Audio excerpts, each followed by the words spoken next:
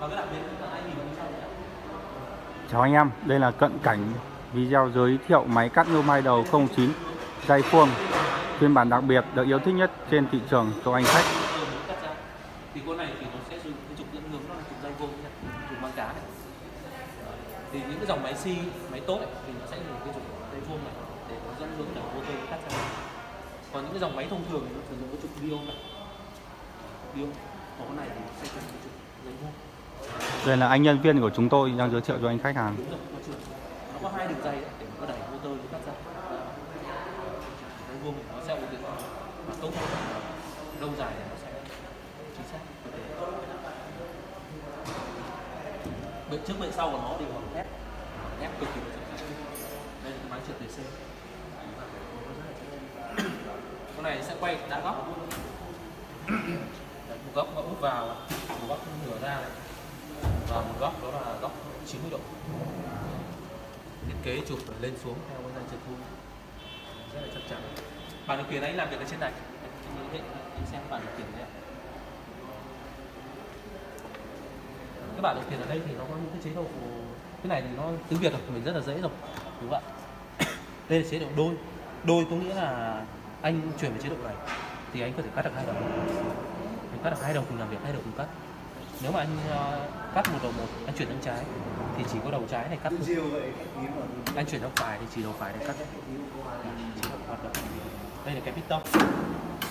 Đây là cái piston. Đang hai hợp đồng 11 giờ 11 ngày 11 tháng 11 Cắt được. hôm qua là 12, hôm nay là 12 Cái này quay đa góc. Đây là một con máy cắt nhôm hai đầu quay đa góc nên anh em có thể vận hành từng đầu máy một hoặc là vận hành cùng một lúc hai đầu máy.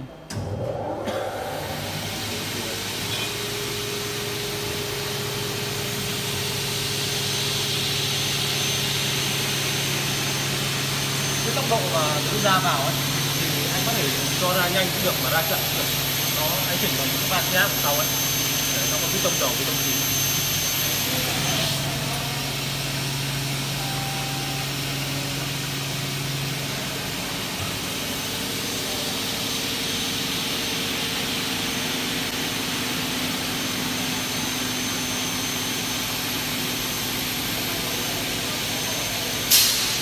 Đây các đầu trái, các đầu phải chuyển sang phải.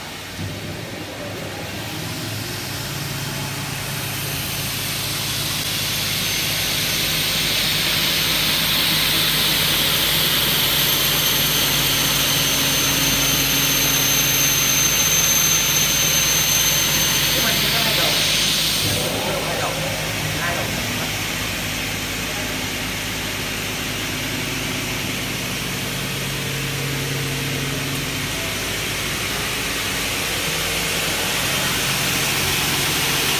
Tốc độ lưỡi cắt ra vào nhanh hay chậm chúng ta có thể chỉnh được ở các piston khí và piston dầu.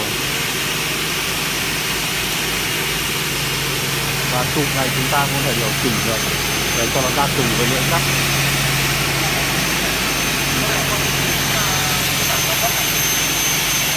Piston dầu và piston khí của con này thì chúng tôi sẽ được thiết kế làm gọn ở trong đầu máy để đảm bảo máy sẽ không bị tốn diện tích.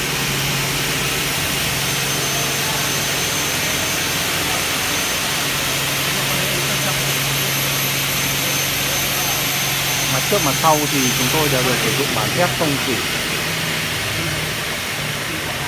chứ không phải là bẻ gang nha.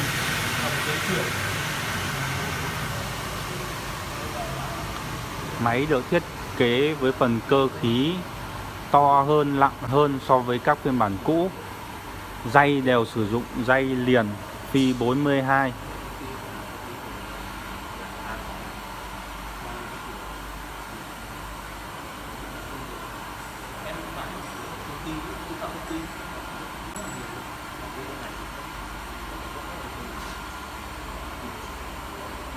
Con này nó là bản đặc biệt đấy nhỉ?